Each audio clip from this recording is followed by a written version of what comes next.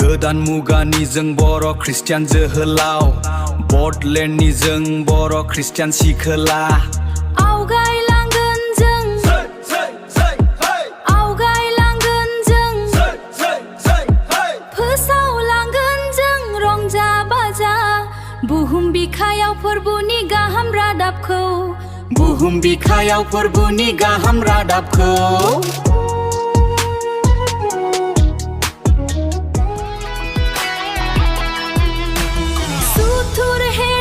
सौसिनानै